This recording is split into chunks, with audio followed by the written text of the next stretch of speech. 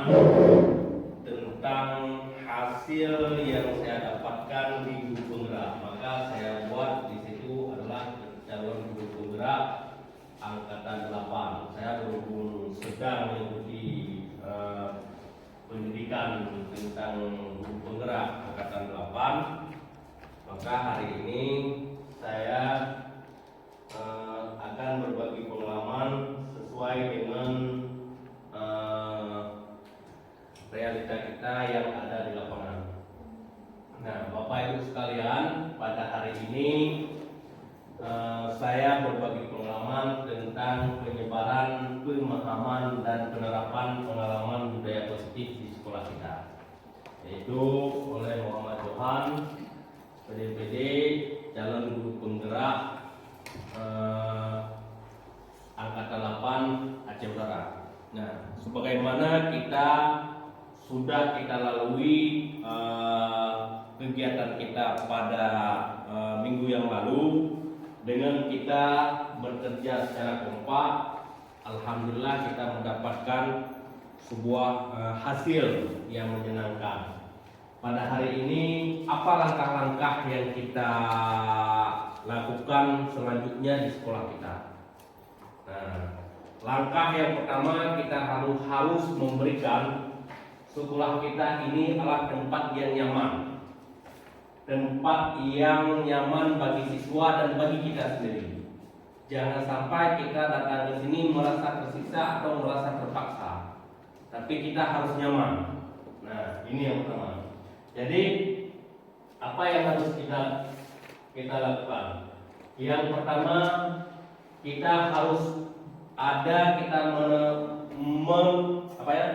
harus menanam konsep inti budaya positif bagi kita sendiri dan kita terapkan pada siswa kita. Nah, jadi budaya positif ini yang harus kita terapkan pada siswa.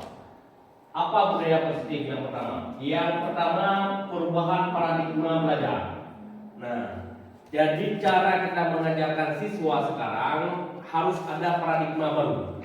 Bukan hanya duduk catat, tapi kita harus bisa memberikan kepada siswa itu adalah cara kita hadir ke sekolah, ke ruangan mereka, dia menyenangkan. Jadi paradigma baru bagaimana? Dengan cara kita masing-masing. Baik kita menggunakan IT, baik kita menggunakan media pembelajaran yang relevan, baik dengan hal yang lain. Yang penting kita harus bisa memberikan pada siswa itu cara belajarnya bukan hanya menulis dan mencatat, tapi ada sumber-sumber lain. Ada sumber misalnya di internet, misalnya di media cetak, dan bersama kawan-kawan dalam diskusi. Itu harus kita memberikan pemahaman pada siswa bahwa dunia pendidikan sekarang sudah banyak bisa kita mengembangkan diri tentang belajar. Nah, yang kedua, disiplin positif. Nah, disiplin positif ini bagaimana yang harus kita terapkan pada siswa? Yang pertama, kita harus disiplin diri kita. Contoh, kalau kita di SMK ini, kita ada jam pertama 1, 2, kemudian 3, 4. Ini jam pertama ini kita harus memberikan hal positif pada siswa. Yang pertama ada piket, kita harus berdiri di depan. Harus berdiri menunggu siswa, salaman dengan siswa. Yang ajak ngobrol dengan siswa. Nah, itu adalah budaya-budaya positif yang harus kita lakukan. Jadi jangan kita menjauhkan diri dengan siswa. Harus kita mendekati, harus kita memberi rasa nyaman kepada siswa hingga siswa tersebut bisa menyampaikan ekspresinya kepada kita. Apa yang ingin disampaikan dia tersampaikan dengan kita membuat disiplin-disiplin positif. Jadi kita tidak memberikan hukuman dan tuduhan kepada siswa, tapi kita membuat pendekatan-pendekatan dengan budaya positif. Kemudian nilai-nilai kebijakan. Nilai-nilai kebijakan ini Nilai-nilai kebijakan yang kita berikan, yang pertama seperti saya tadi membuat sebuah kesepakatan kelas. Jadi kita kan ada setiap wali kelas ada kelasnya. Jadi masing-masing wali kelas membuat kesepakatan dengan siswa. Nah, misalnya masuk jam berapa, kemudian pakaian apa, kemudian sebelum belajar baca doa, kemudian menghargai kawannya, menghargai guru. Nah, berbicara sopan santun dan bisa menyampaikan pendapat yang bebas, tapi positif, sopan. Nah, ini namanya nilai-nilai kebijakan yang kita berikan. Kemudian ketika mereka terlambat, mereka tidak mematuhi kesepakatan itu, apa yang harus kita berikan? Bukan hukuman yang kita berikan. Jangan menyampaikan hukuman, tetapi kita menggunakan bahasa lain, yaitu misalnya kontribusi atau antisipasi, kemudian apalagi yang kita sampaikan hingga konsekuensi. Nah, misalnya terlambat masuk, konsekuensinya apa? Katanya, misalnya bersiklat, mengambil ini, mengambil itu konsekuensi. Jadi bahasa yang kita gunakan tidak terekam pada siswa bahwa kita menghukum dia, walaupun yang kita lakukan dia adalah untuk menjaga kedisiplinan diri sendiri. Nah, apa kedisiplinan? Karena kita ada konsekuensinya tadi. Kalau saya terlambat nanti konsekuensi saya harus mengutip sampah, harus membersih ini, harus membersih itu. Nah, itu konsekuensi, bukan hukuman. Nah, itu namanya kita memberikan hal-hal positif kepada siswa. Kemudian kebutuhan dasar manusia. Nah, ini tentu kita ada kebutuhan masing-masing. Nah, setiap manusia ada kebutuhan masing-masing. Kemudian nanti kita jelaskan lebih rinci. Kemudian ada motivasi perilaku manusia, posisi kontrol guru, nah keyakinan kelas dan segitiga restitusi. Nah, itu ada 8 budaya positif yang perlu kita terapkan di sekolah kita. Nah, 8 budaya positif. Nah, ini kita lihat apakah makna budaya positif. Apa contoh penerapan positif yang telah kita terapkan? Nah, contoh. Nah, ini budaya positif yang harus kita terapkan di sekolah kita. Budaya positif di sekolah yang nilai-nilai kebiasaan seperti ini. Yang nilai-nilai kebiasaan di sekolah yang berpihak pada peserta didik agar mereka dapat berkembang menjadi pribadi yang kritis, penuh hormat dan bertanggung jawab. Nah, seperti kita kemarin membuat sebuah kegiatan karnaval. Nah, hingga karena kita memberikan budaya positif kepada mereka, hingga mereka merasa semangat, merasa bertanggung jawab, dan seperti guru-guru. Nah, bukan hanya itu saja, tetapi tentang proses belajar mengajar juga kita harus memberikan budaya positif kepada siswa. Bagaimana kita memberikan budaya positif kepada siswa? Nah, kebiasaan. Sepertinya kebiasaan siswa kita tidak membawa peralatan sekolah, menulis tidak ada. Itu harus.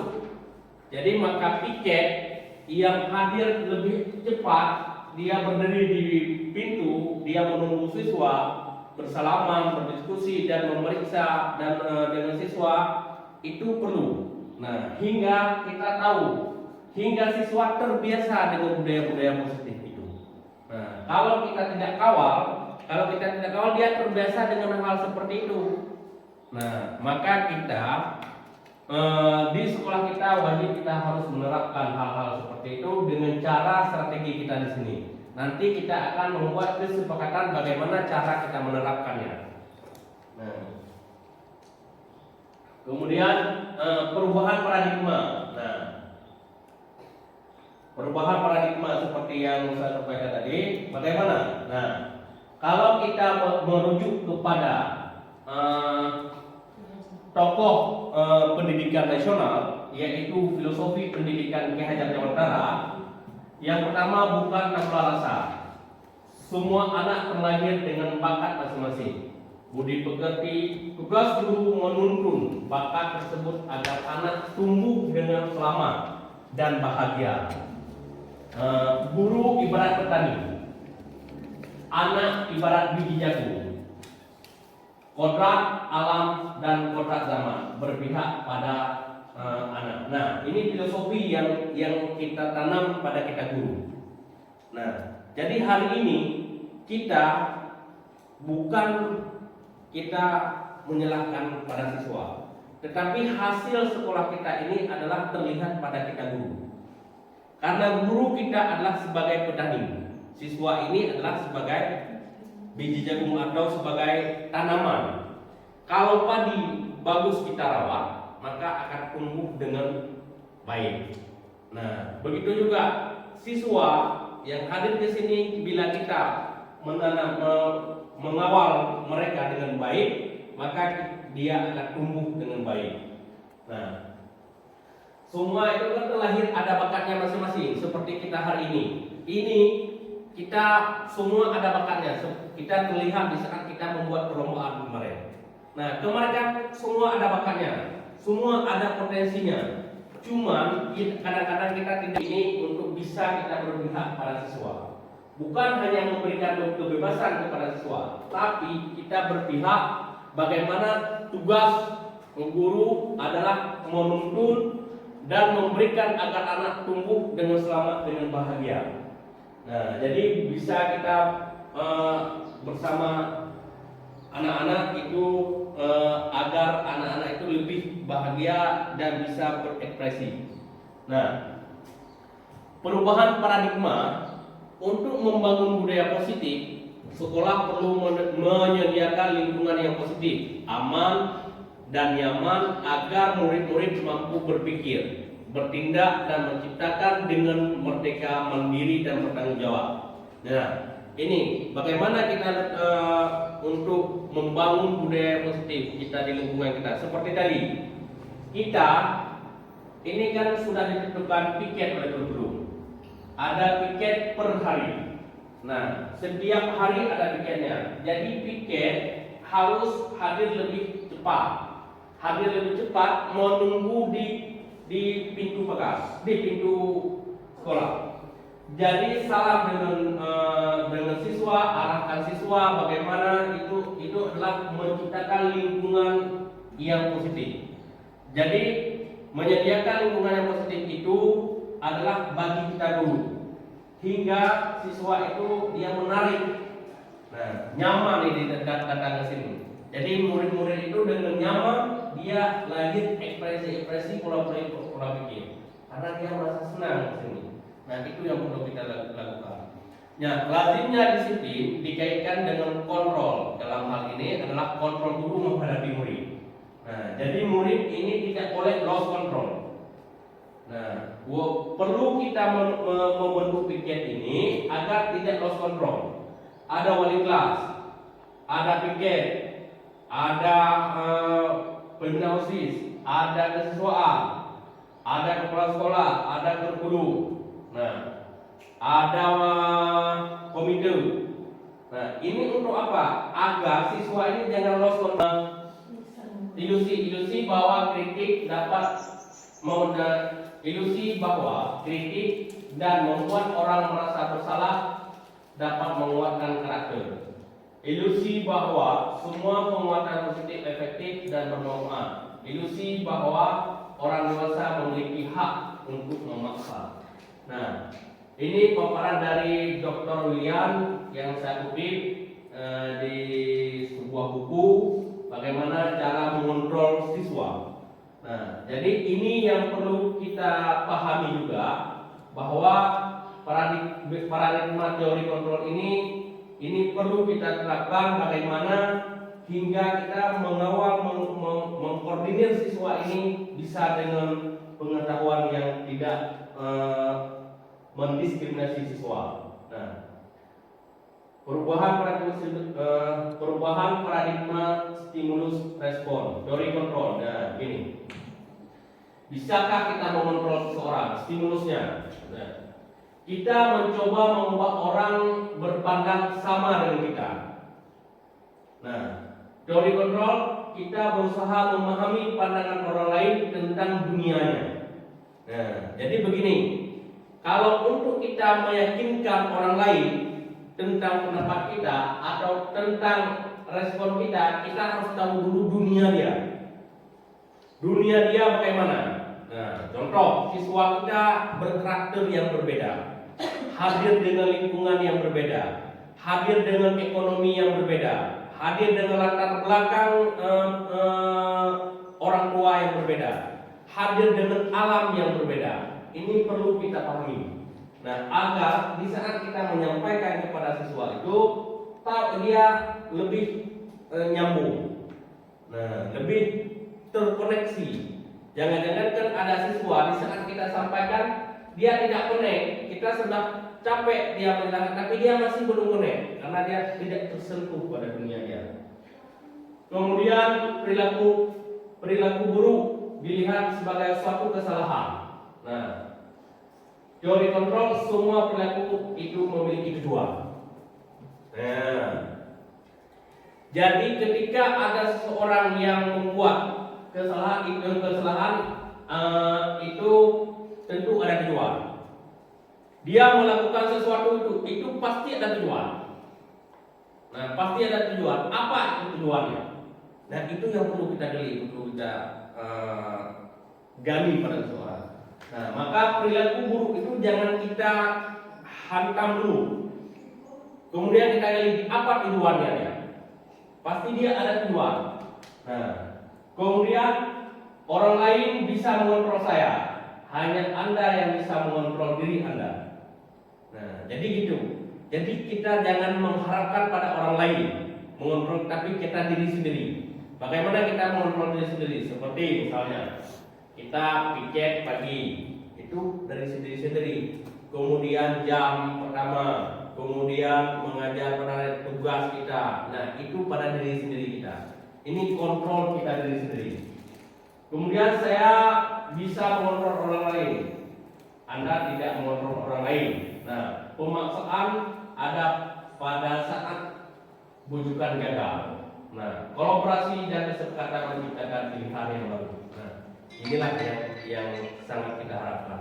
Kita ini perlu kolaborasi. Artinya kita sama-sama di sini. Sama-sama kemudian sukses bersama, berkolaborasi. Bukan sendiri-sendiri. Tidak bisa kita sendiri-sendiri. Kalau kita sendiri-sendiri, pasti kita tidak akan bisa sukses. Seperti yang kemarin, kita sudah kalau sendiri-sendiri tidak sukses. Nah, seperti target kita pertama sudah tuntas dengan kebersamaan berkolaborasi. Kalau satu orang itu tidak bisa, seperti kemarin Bu Mawar. Bu Mawar dia bisa membuat menjadi. Bu Modi bisa yang lain, Bu Nisa bisa yang lain, kemudian Bu Yanti bisa yang lain, semuanya bisa. Dia terkumpul dengan kolaborasi, lahirlah satu. Bunda bisa yang lain, jadi Bunda bisa sport dengan cara ini. Itulah hingga bisa dengan berkolaborasi seperti itu, maka kita ada hasilnya. Itu yang kita harapkan. Nah, kemudian modal berpikir menang kalah. Modal berpikir menang kalah itu tidak ada pada kita. Tapi kita yang ada adalah bagaimana kita membuat yang terbaik, bukan menang kalah, karena tidak bertarung. Kemudian apa makna disiplin? Ya. Ini perlu kan? Apa makna disiplin? Kata disiplin sering dikaitkan dengan tata tertib. Nah, tertib, teratur, dan kepatuhan pada peraturan. Kata disiplin juga sering dihubungkan dengan hukuman. Padahal itu sesungguhnya berbeda, karena belajar dengan disiplin tidak harus dengan memberikan hukuman. Justru itu adalah salah satu alternatif terakhir, dan kalau perlu tidak digunakan sama sekali. Nah, itu. Jadi kalau hukuman itu sudah alternatif terakhir, dan bila perlu kita tidak melakukan hal seperti itu, tapi dengan cara yang lain.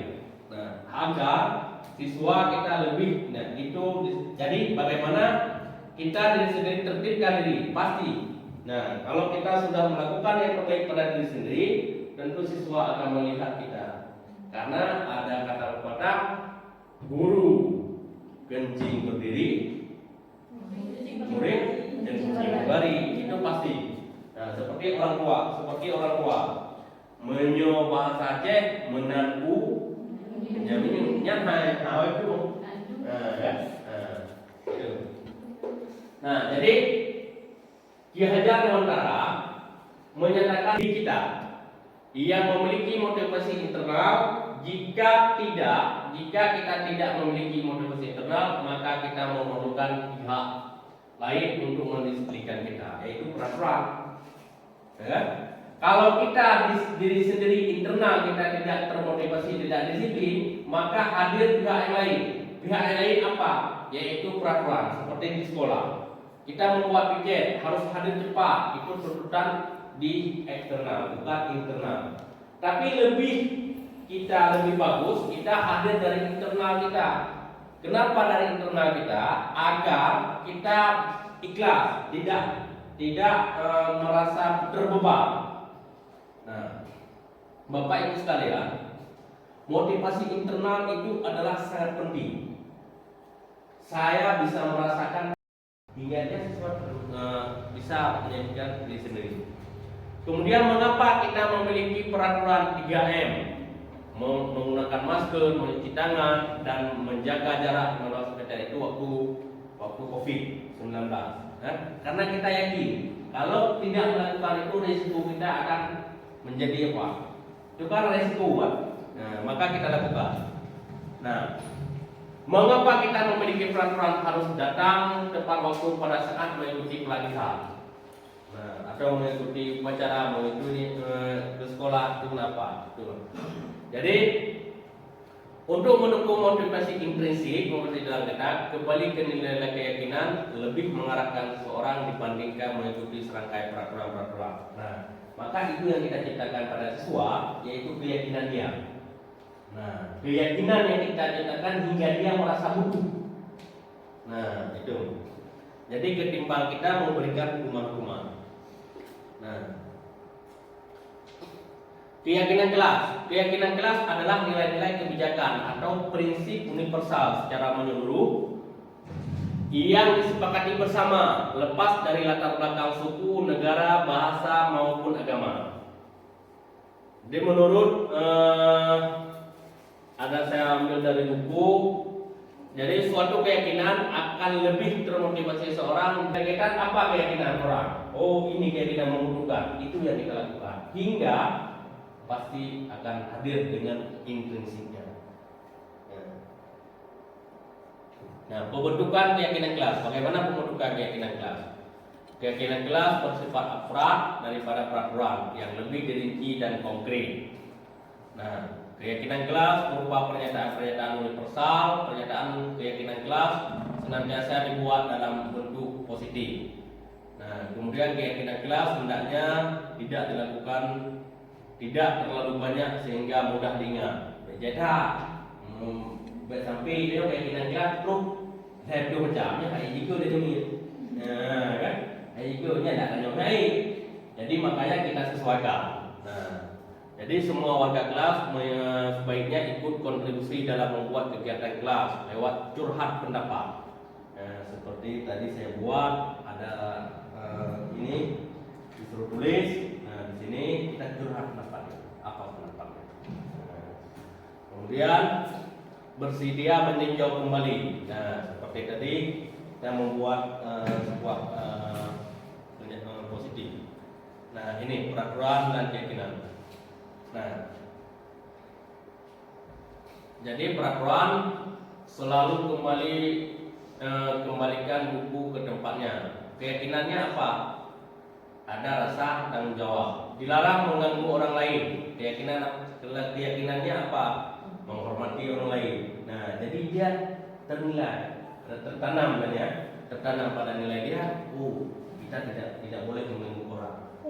Karena kita saling menghargai. Hadir di sekolah 15 menit sebelum pembelajaran. Itu bagaimana keyakinannya? Menghormati orang lain, komitmen pada tujuan berkomitmen. pada kesepakatan kelas. Dilarang melakukan kekerasan, keselamatan orang lain. Dilarang menggunakan narkoba, kesehatan. Bergantian dengan guru giliran, menghormati orang lain dan sebagainya. Nah, ini contoh penerapan keyakinan kelas. Saya sudah lakukan tadi. Contohnya pada siswa. Jadi memberikan kontribusi. Nah, dihukum oleh penghargaan, pengaruh jangka pendek dan jangka panjang. Nah, nanti kita kan. Nah, setelah kita melakukan itu, apa pengaruh sekolah kita terhadap jangka panjang dan jangka pendek? Seperti ini, kita yang akan kita lakukan nanti ini penghargaan tidak efektif. Dan kemarin kita sudah memberikan walaupun hadiahnya kecil, namun itu penghargaan ini sudah kita lakukan agar tidak merusak hubungan kita dengan siswa. Tindakan guru, nah ini mencatat 100 kali di dalam buku kalimat. Ini yang tindakan guru ini yang menjadi sebuah budaya kita yang perlu kita ubah. Yang perlu kita ubah agar siswa itu lebih nyaman dengan kita. Ini hal baru, lari mengelilingi lapangan basket dan sebagainya, memberikan rumah. Jadi hal-hal yang bermanfaat yang kita lakukan. Nah, perbedaan hukuman dan konsekuensinya. Apa beda hukuman dan apa beda konsekuensi? Contoh, sesuatu yang menyakitkan harus terjadi. Konsekuensi sesuatu yang harus terjadi. Membuat anak sakit fisik maupun hati untuk jangka waktu lama.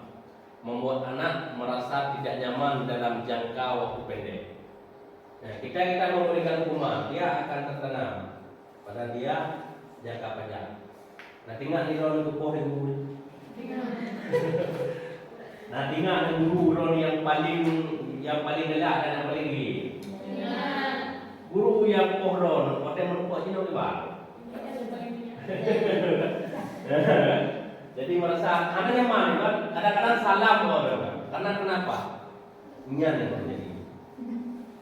Kan? Maka kita jangan terjadi pada siswa kita. Ya, mendorong anak lain, anak yang menyakiti diri sendiri, ya, mendorong anak agar mudah menyesuaikan diri. Seperti kadang-kadang anak ada yang ekonominya sangat rendah. Jadi dia minder. Yang di saat minder itu kita harus menjaganya. Harus bagaimana caranya. Nah, itu beda. Maka di sekolah kita sepakati saja konsekuensi yang kita berikan kepada siswa. Tidak boleh kita memberikan hukuman. Berarti semua guru kita sepakat memberikan konsekuensi kepada siswa. Tidak menyatakan hukuman. Nah, kebutuhan manusia. Nah, kebutuhan dasar manusia ini pasti semua orang. Cinta, kasih sayang diterima, ya kan? Semua orang kan butuh disayang, butuh diterima. Itu pasti. Kemudian penguasaan, penugasan. Ini jadi kita ini perlu kita menjadi penguasaan, menjadi sesuatu. Nah, itu pasti, ya kan? Kita ingin menjadi ini, misalnya kita menjadi ini. Ini pasti yang namanya manusia. Kemudian kesenangan, senang kita butuh. Tidak ada orang yang tidak butuh senang. Jadi maka kesenangan itu sangat diperlukan. Kemudian kebebasan, kita bebas berpendapat, bebas berekspresi, bebas dan sebagainya, itu butuh. Nah, jadi kebebasan itu, kebutuhan itu yang perlu kita kuasai. Bagaimana kita melayani siswa kita, bagaimana melayani teman-teman kita, bagaimana kita melayani wali murid kita, bagaimana melayani lingkungan kita. Nah,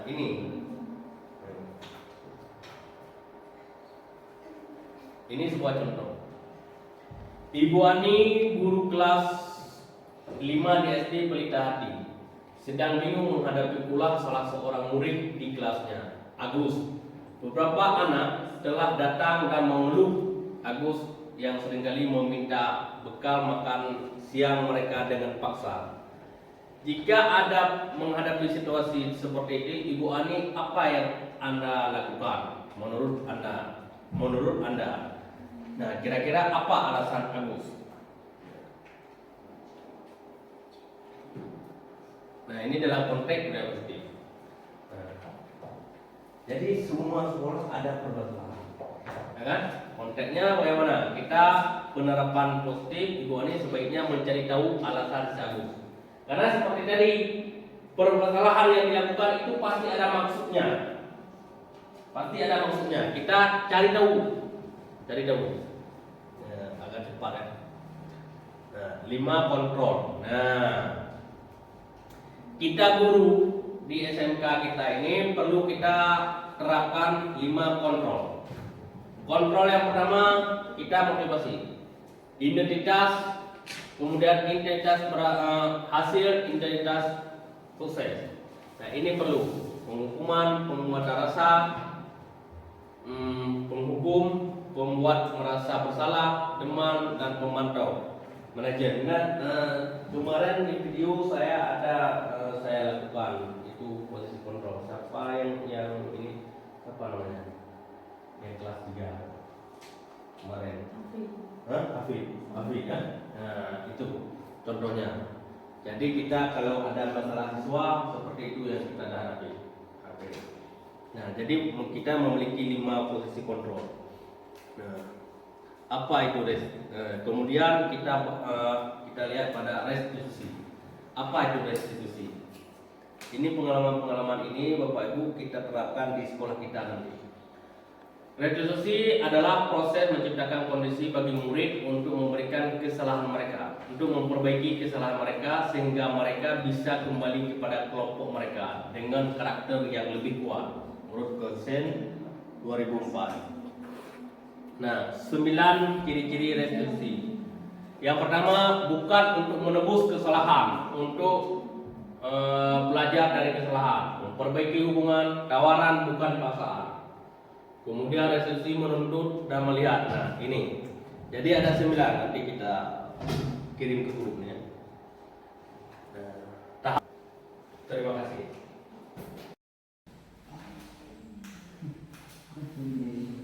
Oke, sudah menyimpulkan semuanya? Sudah. Sekarang Bapak bagi perpres, ya. Ini ditulis masing-masing tentang pendapat tentang keyakinan kelas. Ditulisnya nanti ditempel. Ini ditulis ini kan? Nah, ini kan ini. Ditulisnya sebelah sini, jangan sebelah sini nanti nggak bisa tempel, ya kan? Ini ada ini. Tulis ini. Oke. Kamu suka yang warna mana? Warna mana? Oke. Fitri suka warna apa? Pada mulai. Oke. Mau suka warna apa? Yang mana? Oranye. Ya. Mau suka yang mana? Biru mana?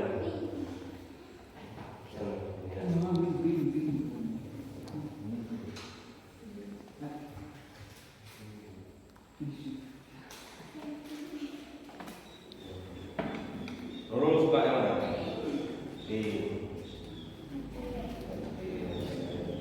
Nurul suka mana?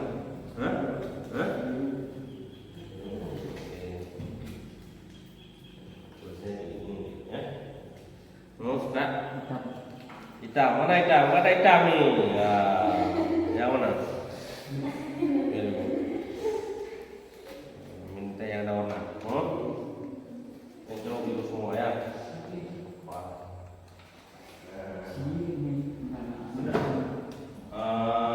Desi. Hijau mana? Ini.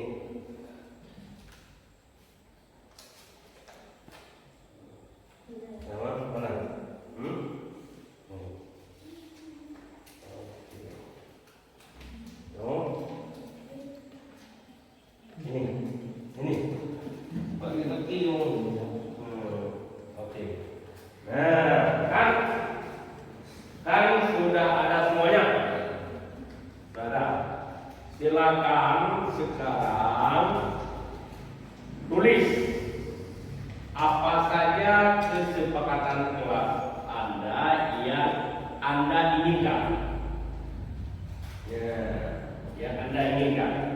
Kita sepakati. Nah, yang Anda inginkan. Sekarang tuliskan dulu pendapatnya masing-masing. Nah, pendapatnya masing-masing. Misalnya masuk sekolah pukul 7.30. Kemudian berpakaian rapi. Nah, kemudian belajar semua waktu. Nah, itu. Ya, coba tulis. Nah, di situ. Buat judulnya.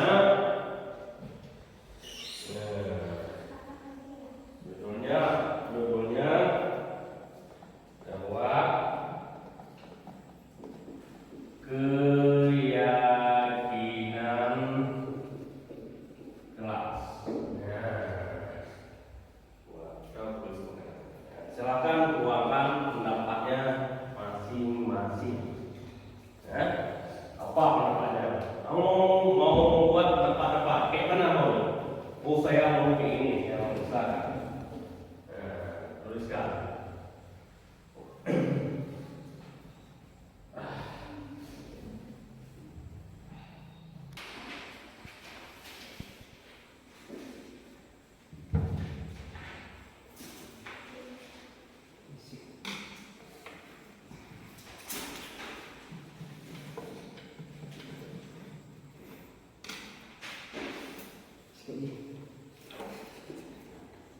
Enggak ini.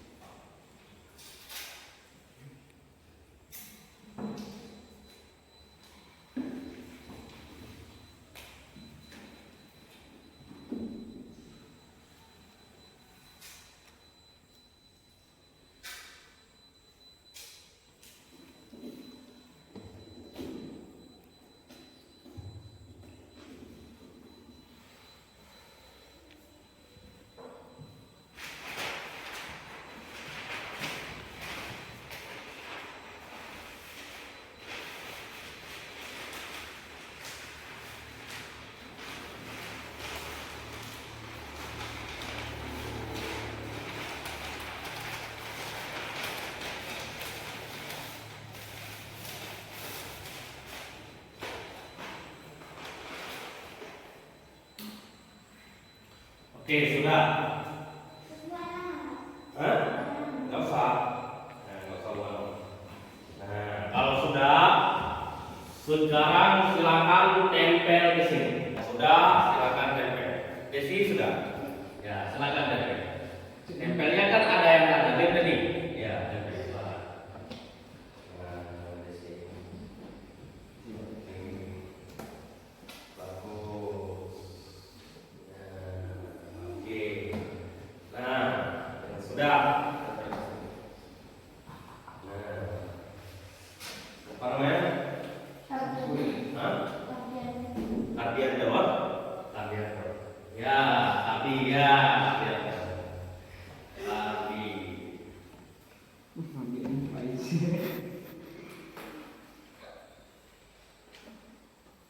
Oke. Dulu.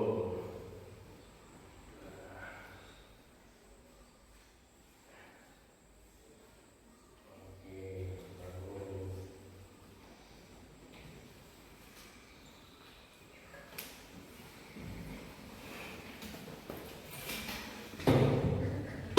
Hah? Tapi Berapa lagi? Berapa lagi yang belum? tapi Dulu, dua, tiga, empat. Kita tunggu dulu sampai semuanya ya.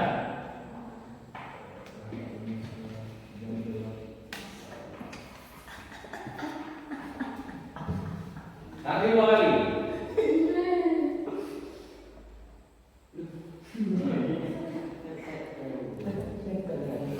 Tempel ya.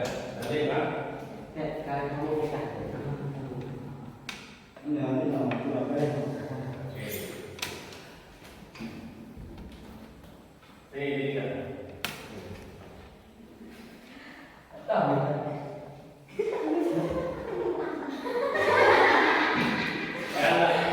tadi ya.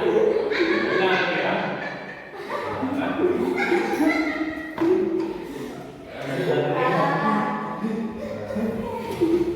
Bilang tadi ya. Jangan salah tuh nih. Baca pepes. Udah. Udah. Kita tunggu dulu. Ya. Kalau sudah tempel aja, tempel. Tempel betul. Kan enggak mau lagi, dia berasa. Nah.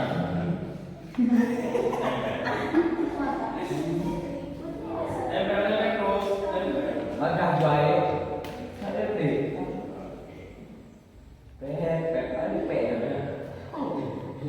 Sudah kan? Nah, sekarang kan kalian sudah memberikan pendapat tentang kesepakatan kita atau keyakinan yang disebut dengan keyakinan. Nah, sekarang Bapak minta tolong sama kalian. Apa yang Bapak minta tolong? Minta tolong perwakilan untuk membaca. Ya, siapa yang siap untuk bantu membaca yang sudah ditulis? Oke, kasih silakan. Silakan. Jangan lupa. Silakan. Yang mana? Terserah yang mana. Yang Aku mudah. apa? Tuh. Kita masing-masing harus bersih dan rapi dan kita membersihkan aman juga kita biar bersih dan besar. Saya ingin sekolah yang hafal. Dan sebelum saja ingin rapian sama. Oke, beri tepuk tangan dulu. Ya. Sudah, satu lagi perwakilan perempuan. Siapa? Oh ya, mau baca? Enggak. Ayo ke mana? Ya, perwakilan yang perempuan siapa? Di sini. Ya, ayo ke sini. Silakan. Nanti perwakilan di sini. Ya kan? Enggak usah. Nah, cepet. Nah, sekarang silakan. Nah, silakan si yang baca. Yang ini benar yang mana? Nah, silakan baca.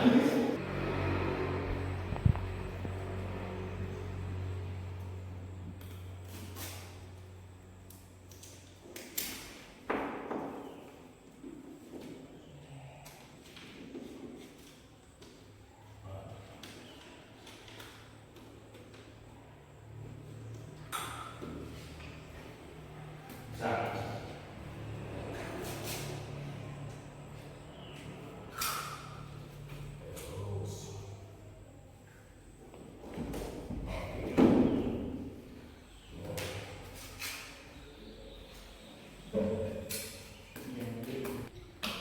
Tulis keyakinan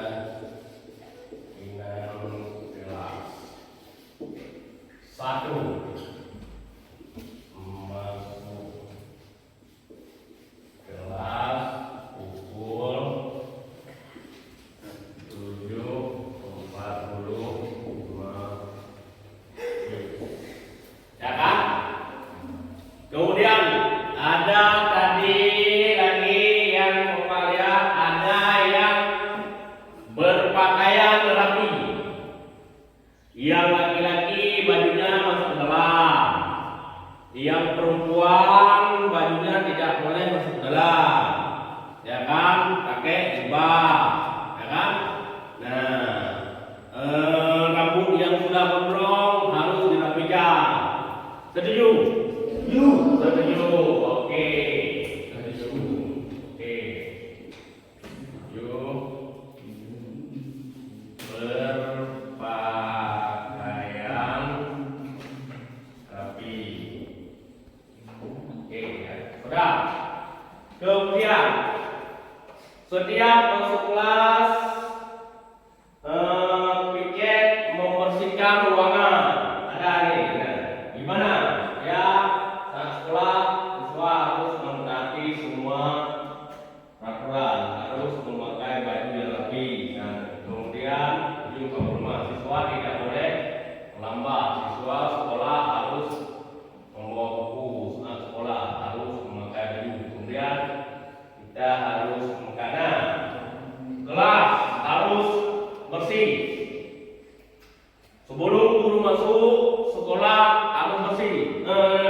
soalnya harus bersih.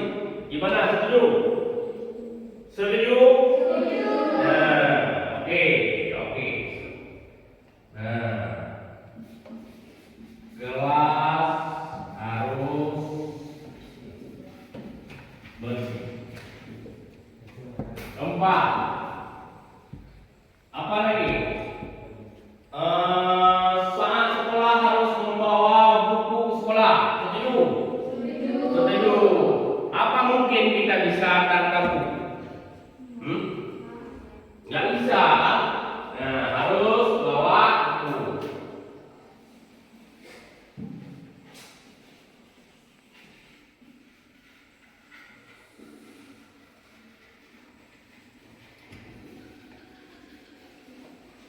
Nah, kan? Kemudian apa lagi? Apa lagi? Kemudian kita lihat di sini lagi, saat di kelas wajib mengikuti peraturan. Sudah ada. Kemudian bagi yang pikir lebih awal daripada jam yang ditentukan. Bagaimana? Setuju? Setuju. Nah, sudah.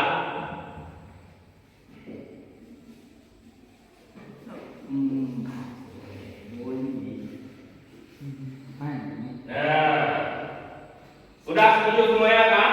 Nah, itu adalah kriteria. Coba sekarang perwakilan untuk membaca keyakinan kelas kita. Siapa? Siapa bisa? Siapa yang ingin bantu? Fitri. Ya, silakan baca. Nah, yang baik, dengar baik-baik keyakinan. Semua nanti keyakinan ini kita patuhi, ya kan? Karama. Ya. Ya. Satu masuk kelas pukul 7.45 WIB. 2 pakaian rapi. 3 kelas harus bersih. 4 semua siswa bawa peralatan sekolah. 5 tinggal lebih cepat. Oke. Sini dulu. Nah, ini kesepakatan kita bersama. Bagaimana? Setuju kan? Setuju. Nah, bungkus ini kan? Bungkus. Berarti semua siswa wajib mengikuti keyakinan. Oke. Silakan duduk. Nah, silakan duduk. Nah, oke. Matikan. Oke, masing-masing tulis nama, silakan. Silakan. Hati. Sini tulis dong.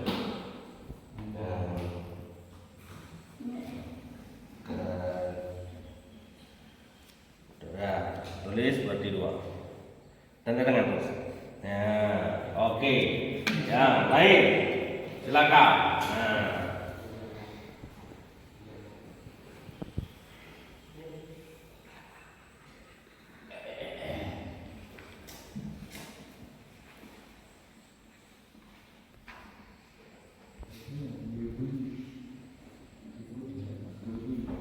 Oke, yang lain. Bangun.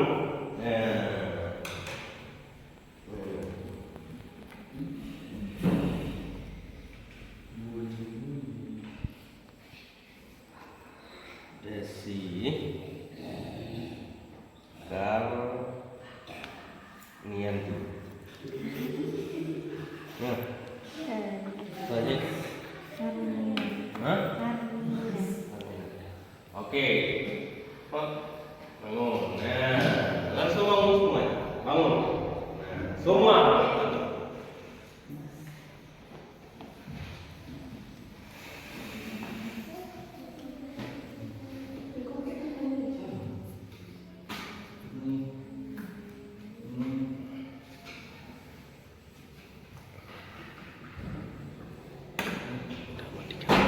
Kita sudah membuat keyakinan kelas. Berarti 2, 4, 6, 8, 10.